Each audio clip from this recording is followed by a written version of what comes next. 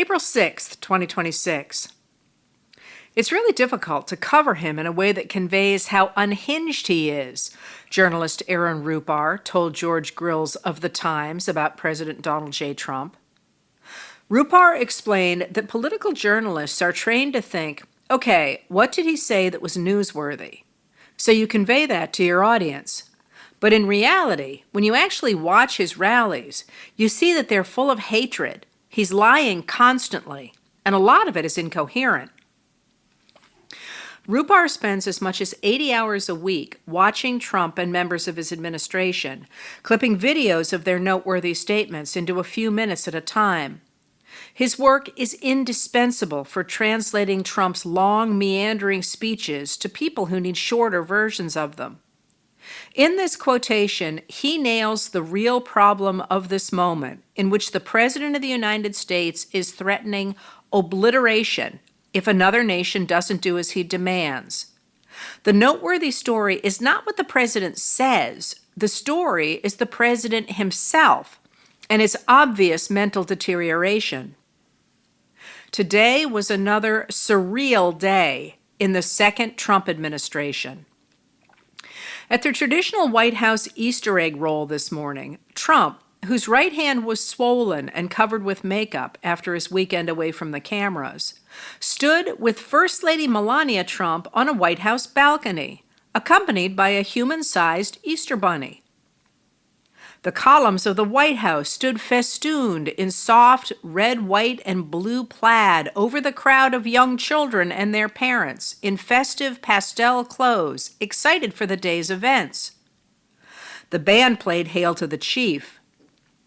After a rendition of the Star-Spangled Banner, Trump told the audience that it's a day where we celebrate Jesus. It's a day where we celebrate religion, and it's an honor to be the President of the United States.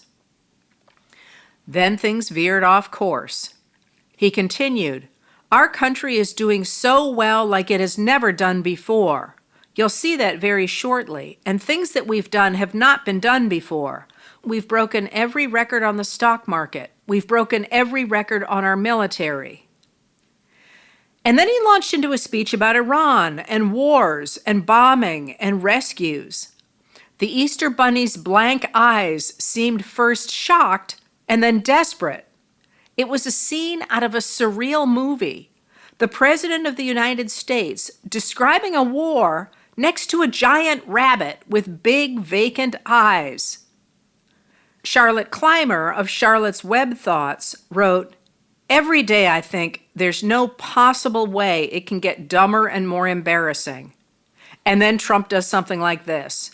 And yes, this is real. It's all too real. While the children were rolling their eggs along the ground with spoons, Trump spoke to reporters, telling them about Iran. "If it were up to me, I'd like to keep the oil. I just don't think the people of the United States would really understand." He suggested that attacking Iran's infrastructure wouldn't be a war crime because they killed 45,000 people in the last month. More than that, it could be as much as 60. They killed protesters, they're animals, and we have to stop them, and we can't let them have a nuclear weapon. He claimed again that former presidents are telling him they wish they had done what he did in attacking Iran. All 4 living ex-presidents have denied speaking to him. Sitting with children drawing pictures, he told them they could sell his autograph on eBay for $25,000. He signed their pictures, and while he signed, he told the children that former President Joe Biden was incapable of signing his name, so he had aides follow him around with an auto pen machine. A later press conference at the White House continued the wild lies and non sequiturs.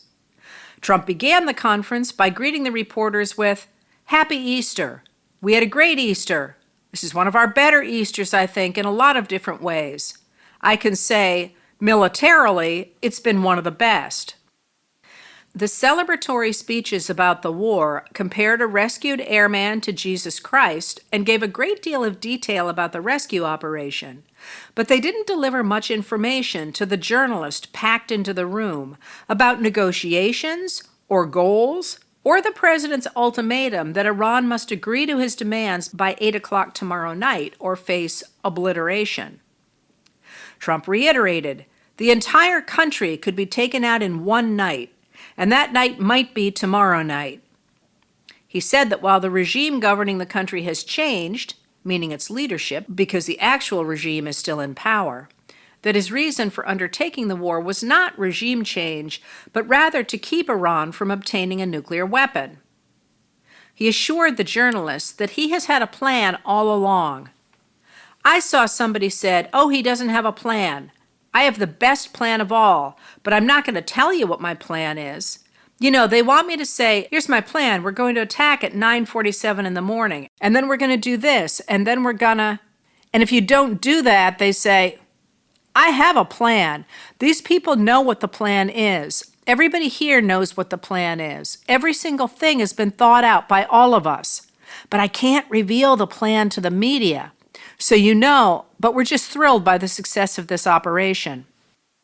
Trump has said Iranians are upset when the strikes stop, and a reporter challenged him to explain, why would they want you to blow up their infrastructure, to cut off their power? He answered, they would be willing to suffer that in order to have freedom. The Iranians have, and we've had numerous intercepts. Please keep bombing. Bombs that are dropping near their homes. Please keep bombing. Do it. And these are people that are living where the bombs are exploding. And when we leave and we're not hitting those areas, they're saying, please come back, come back, come back. After noting he was responsible for the killing of Iranian military officer Qasem Soleimani, he added, I did one other, but this one was not picked up. Osama bin Laden. If you read my book, I said you've got to take him out 1 year before the World Trade Center came down. So I wish you'd read the book. To be a good president, I believe you have to have good instincts, and a lot of this is instinct.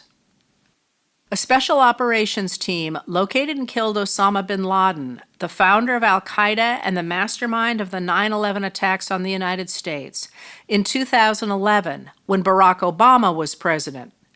Trump's frequent claim that his book called for a raid against Osama bin Laden has been just as frequently debunked as a lie.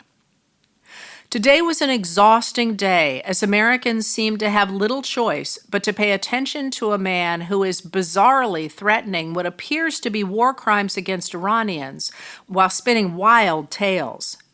The members of both chambers of Congress are away for another week, and Republican leaders are showing no sign of calling them back, leaving the American people to face whatever Trump has in mind for tomorrow on our own.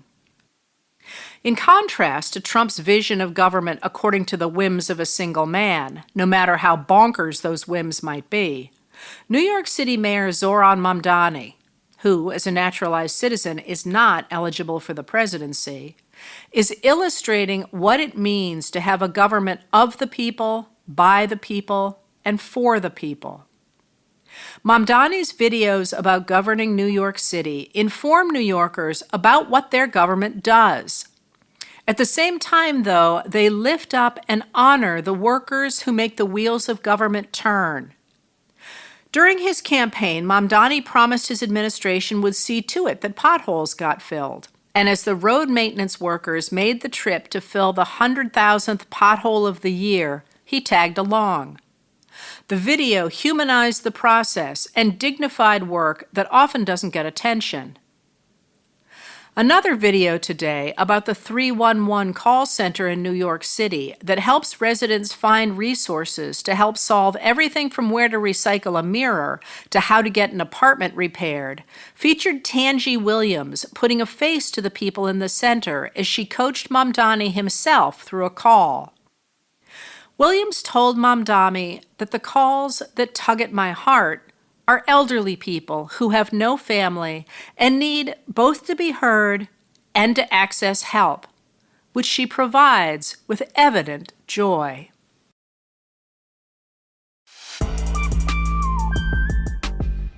Letters from an American was written and read by Heather Cox Richardson. It was produced at Soundscape Productions, Dedham, Massachusetts. Recorded with music composed by Michael Moss.